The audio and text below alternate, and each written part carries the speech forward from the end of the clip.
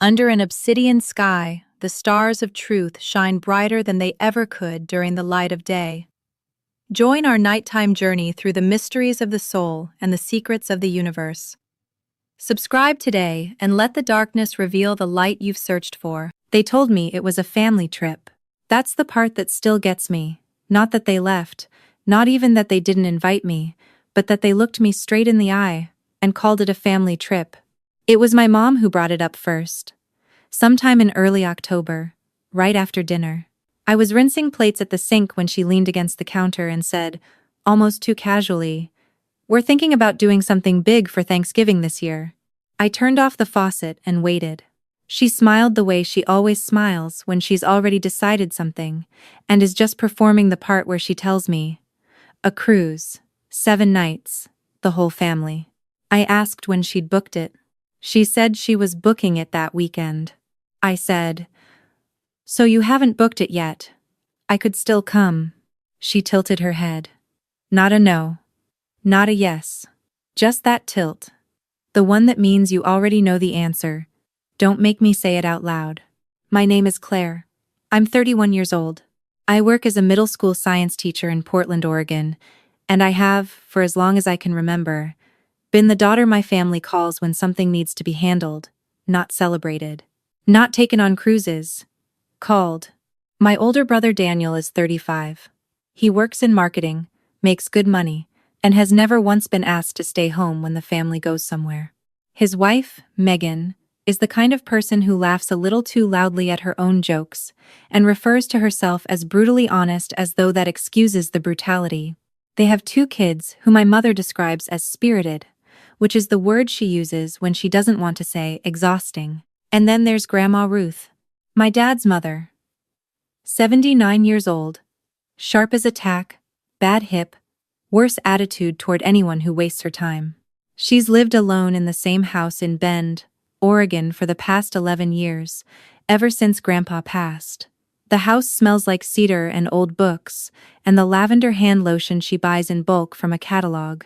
She has a garden in the backyard she tends herself, a cat named Senator who hates everyone but her, and a standing Tuesday night phone call with her oldest friend in Scottsdale that she has not missed once in 6 years.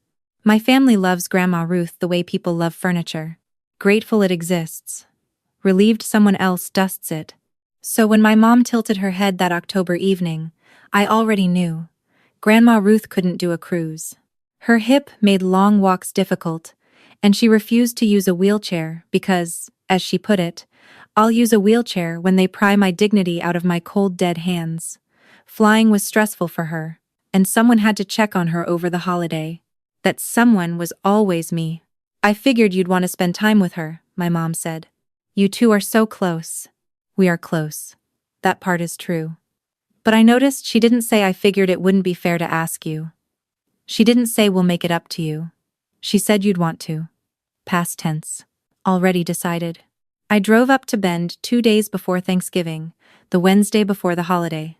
My parents and Daniel's family were flying out of Portland at noon that same day, 7 nights on a Caribbean cruise, all-inclusive, the kind of trip that costs more than my monthly salary.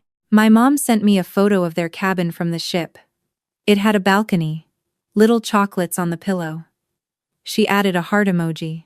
I did not respond. The drive to Bend takes about 3 hours from Portland. It was already starting to get dark when I pulled off the highway and wound through the familiar roads toward Grandma Ruth's neighborhood. The pine trees along her street were enormous, the kind that make you feel like the town grew up around them, instead of the other way around. I pulled into her driveway and sat in the car for a moment. Her porch light was on. It was always on when she knew I was coming. She opened the door before I could knock. She's small, barely 5'2" with white hair. She keeps cut close to her head, and reading glasses that she wears pushed up on her forehead, even when she doesn't need them. She had on a burgundy cardigan, and the kind of wool socks that serious elderly women seem to acquire in bulk. She looked at me for a moment, and then said, "You look tired." I said, "I just drove 3 hours." She said, "You looked tired before that. Come in." The house was warm and smelled exactly like I remembered. Senator was sitting on the back of the couch, regarding me with profound suspicion, There was a pot of something on the stove. She'd made beef stew, enough for 4 people, just the 2 of us. She didn't make a thing of it. She just ladled it into bowls and set them on the table and asked me about my students. We ate for a while without talking about my family. That was a thing I had always appreciated about Grandma Ruth.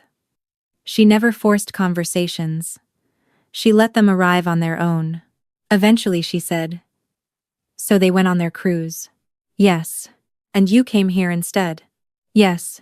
She looked at her bowl. "They asked you to come here? Or you volunteered?" I said, "Does it matter?" She said, "Claire," they asked. She nodded once and didn't say anything else about it that night. But something crossed her face, not quite anger, more like the careful look of someone filing something away. The next day was Thanksgiving.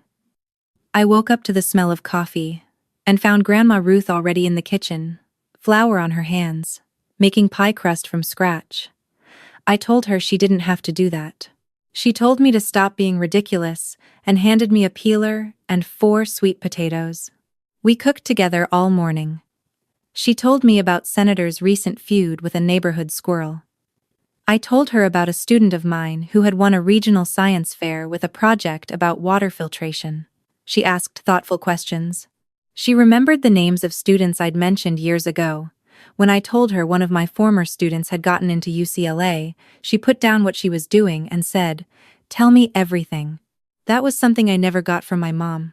My mom's response to my stories was usually to redirect to Daniel's promotion, to my niece's ballet recital, to a funny thing Megan had said. It wasn't cruel. It was just a consistent, low-level signal that my life was interesting enough to mention, but not quite interesting enough to pursue. Grandma Ruth asked questions, and then listened to the answers. After we ate, and we ate well, the 2 of us at her round kitchen table with Senator weaving between our chairs, she asked if I wanted to sit on the porch for a while. Her backyard porch has 2 old rocking chairs and a view of the garden, which in November was mostly bare but still had a few late-season herbs holding on. We wrapped up in blankets and she made us both tea, and for a long time we just sat there. Then she said, "I want to tell you something about my situation." I looked at her. "Your grandfather and I were not always comfortable," she said. "Most people don't know that. We started with very little. Your grandfather worked in logistics most of his life. Not glamorous, not what people think of when they think about money. But he was brilliant at it. Genuinely brilliant. He saw how regional freight routing was going to change. Before anyone else did, and in 1999, he started a small company around that idea. I had known Grandpa Lou had run a company. I hadn't known much more than that. In 2011, she said, looking out at the garden, a national firm acquired the company for $11 million. I did not say anything. After taxes, after the lawyers, after some debts we settled, we were left with a little over $7 million in liquid assets. She turned to look at me. "I have managed that money carefully for 14 years, Claire. I invested conservatively. I sold the vacation property in 2018 before the market shifted. I moved funds into accounts that don't lose sleep at night." She paused. "I currently have approximately $14 million. The porch was very quiet. A bird was doing something in one of the bare rose bushes at the edge of the garden. Senator had appeared from somewhere and was sitting on the porch rail, observing the bird with professional interest. I said, "Grandma." She said, "I'm not telling you for any dramatic reason. I'm telling you because you deserve to know who you're sitting with. Not the old lady your family parks somewhere over the holidays. A person who has made decisions for a long time, and is about to make a few more." I asked what kind of decisions. She smiled, the small, dry smile she saves for things she finds privately satisfying. The kind you make when you're 79, and have no interest in waiting. I stayed for 5 days. The cruise lasted 7 nights, which meant by the time my family landed back in Portland, I'd been home for 2 days. During those 5 days, Grandma Ruth and I fell into a rhythm that felt, I don't know how else to say it, easy. Real. We played cards in the evenings. She taught me a gin rummy variant she'd learned from her father that involves a rule I still don't fully understand, but which she wins every time. We watched a documentary series about national parks that she'd been meaning to get to for years. She told me about her childhood in Medford, about meeting Grandpa Lou at a dance when she was 22, and thinking he was the most confident man she'd ever seen, and how it turned out he was confident because he was terrified, and had decided the only way through terror was to walk straight at it. "That's the only piece of wisdom I'd stake my life on," she told me. "Walk straight at the thing." On the fourth day, she asked me about my own life. Not the surface version, the school, the students, the apartment, but the underneath. Was I happy? Was I where I wanted to be? What was I actually afraid of? I told her the truth, which I don't do with many people. I told her I was afraid of ending up useful but unseen, of being the person everyone calls and no one thinks about. I told her I had a good life. I believed that, genuinely, but that I sometimes lay awake wondering if I had made myself too easy to take for granted. She was quiet for a moment. Then she said, "You haven't made yourself easy to take for granted, Claire. You've been surrounded by people who take things for granted. Those aren't the same." I thought about that for a long time. On my last morning, she hugged me on the porch, a real hug, the kind she doesn't give casually, and told me to drive safe and to call her on Tuesday, because her call with her friend in Scottsdale was that night, but she'd be free after 8. I called her every Tuesday after that. In February, she fell. It wasn't serious, a stumble in the kitchen, a bruised knee. No fracture, but it scared her more than she let on. She called me, not my dad, and I rearranged my weekend and drove up. I stayed 3 days, helped her with some things around the house, and found a local service that could check in on her twice a week. My dad called me after I'd gotten home to say he appreciated me handling it. I said I hadn't done it for him. He didn't seem to know what to do with that. My mom called to say she hoped Grandma Ruth wasn't going to become a situation. I asked what she meant by that. She said she just meant she hoped things stayed manageable. I said they were manageable, because people were managing them. She changed the subject. Daniel never called. In April, Grandma Ruth told me she'd met with her attorney. I was on the phone with her, standing in my kitchen making dinner, and she said it very matter-of-factly, the way she says most things. She'd updated her will. She'd also set up a trust. She didn't want to go into all the details on the phone, but she wanted me to know that she had thought carefully, and that her decisions reflected what she actually believed, not what anyone expected. I told her she didn't have to tell me any of this. She said, "I know I don't have to. I want to." I asked if she was okay. If this was about her health. She was quiet for a moment. "I'm fine, Claire. I'm 79. I'm just a person who plans things." I said, "Okay." She said, "Stop worrying. Call me Tuesday." She passed in June. It was a Tuesday. I'd spoken to her 3 days earlier and she'd sounded tired. But that hadn't alarmed me. She'd been dealing with a mild infection and her doctor said it was responding to antibiotics. I got the call from her neighbor, a woman named Diane who had a spare key and checked on her regularly. She'd passed in her sleep. The doctor said it was cardiac. Quiet, peaceful, as far as anyone could tell. I sat on my kitchen floor for a while. I don't fully remember doing that, but I remember the cold of the tiles through my jeans and senator in my mind, and the porch, and the gin rummy rule I still didn't understand. My dad cried when I called him. My mom said, "Oh, this is just devastating," in a tone that was more performance than grief. Daniel texted me, "Wow, rough. You okay?" I didn't answer. The service was small. Grandma Ruth had specified she wanted it small, which her attorney confirmed was in writing. A few of her friends from Bend, Diane the neighbor, her friend from Scottsdale who flew in and cried quietly through the whole thing and told me afterward that Ruth had talked about me constantly, and always with pride. That undid me a little. I held it together until I got to my car. The attorney's name was Martin Okafor. His office was in Bend, in a clean beige building near the center of town, and he had a handshake that felt like a promise. He'd asked the family to come in together, which created the first problem, because my dad and Daniel and Megan had to drive up from Portland, and nobody had thought to coordinate, and they arrived 20 minutes late, and Megan complained about the parking. I had arrived early and sat in the waiting room with my hands in my lap and thought about the porch and the rocking chairs and a woman who had walked straight at things.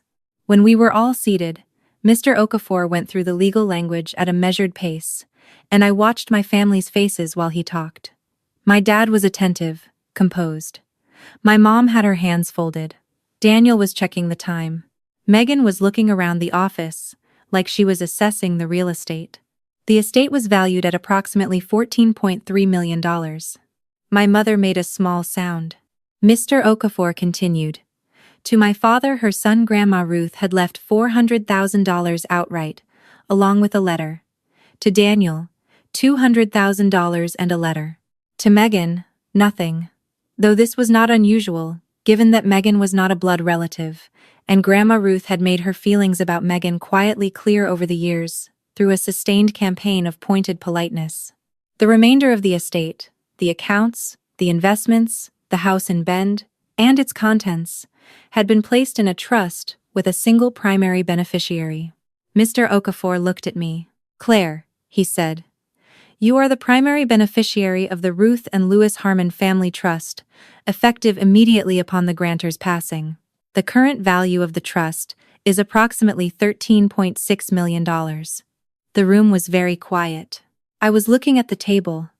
I became aware, after a moment, that my dad had put his hand over his mouth, that Daniel had gone very still, that my mother was staring at the side of my face with an expression I'd never seen on her before, something between shock and a slow, dawning recalculation. Mr. Okafor slid an envelope across the table to me. She also left you a letter. She asked that you read it privately. I took the envelope. It had my name on it in her handwriting, small, precise, the cursive of a woman who'd learned penmanship when penmanship was taken seriously. Daniel said, there has to be some mistake. Mr. Okafor said, very calmly, there is no mistake. My mom said, she must not have been. I mean, was she of sound mind when she? Mr. Okafor said, the will was updated 8 months ago. I met with her personally on 2 separate occasions.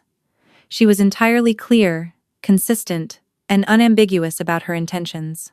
A capacity assessment was conducted and is on file. He paused. This was not a decision made under any confusion. My dad said nothing. He was still looking at the table. Something in his face had shifted, not anger, exactly. More like a man who has just understood something about himself that he would rather not have understood. Megan said, this is insane. I picked up my envelope in my bag and said to Mr. Okafor, thank you. Then I stood up and walked out.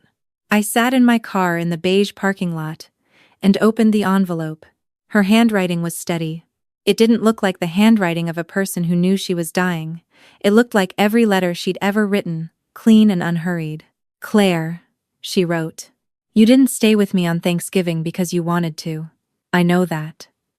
You stayed because they asked and you said yes, because that's what you do. But what happened after you said yes? The 5 days, the porch, the cards, the real conversations that was you choosing. That's the difference. I have watched my son's family for many years. I love my son. I want you to know that. But love and clarity are not the same thing, and I am old enough to be very clear. You are the only person in this family who ever asked me a question and then waited for the answer. You are the only one who called on Tuesdays, not because someone told you to, but because you wanted to talk. When I fell in February, you came. Not because it was convenient, because it was right. I am not leaving you this money to reward you for being good to me. I am leaving it to you because you are a person who will do something real with it.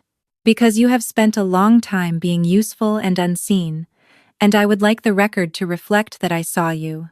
Walk straight at the thing. All my love, Grandma Ruth. I folded the letter and put it back in the envelope and held it in both hands. Outside the windshield, the parking lot was ordinary and bright, and someone somewhere was getting into a car and going about their Tuesday, and the world was exactly the size it had always been. I drove home. My dad called me that evening. His voice was different, quieter, more careful. He said he was not calling to contest anything. He said he wanted me to know that he understood why she'd done it, and that he was not angry at me. Then, he said, I think I let your grandmother become something we managed instead of someone we knew. He stopped. I think she knew that. I said, yes, I think she did. He said he was sorry. Not about the money, about what the money was pointing at. I told him I appreciated that. I meant it. My mom did not call. Daniel sent an email 3 days later with the subject line, "Family conversation needed," that I read once and closed without answering. Megan texted me twice. I deleted both. I took a week off school in July and drove back up to Bend. I let myself into the house with the key Grandma Ruth had given me 2 Christmases ago, just in case. Senator was being cared for by Diane, who offered to keep him permanently, and I said yes, because I thought he'd be happiest there, with someone who already knew him. I walked through every room slowly. The cedar smell was still there, and the lavender lotion on the bathroom shelf, and the gin rummy score pad on the side table with her careful tally marks in blue pen. I sat in her rocking chair on the porch for a long time and looked at the garden she'd tended alone for 11 years, the late roses still holding on at the edge. I didn't know yet what I would do with the house. I didn't know yet what I would do with any of it. The trust, the money, the strange new weight of being seen. I had a lot of decisions to make, and I intended to make them carefully, the way she would have made them. The way she taught me, without ever saying she was teaching me. I rocked in the chair until the light went low, and the garden went gray, and the first stars showed up over the pines, and I thought about a woman who sold a company at 66, and managed every dollar like it was a quiet argument she intended to win, and who sat on a porch with me on Thanksgiving evening, and told me the only wisdom she'd stake her life on. Walk straight at the thing. I'm working on it, Grandma. I really am.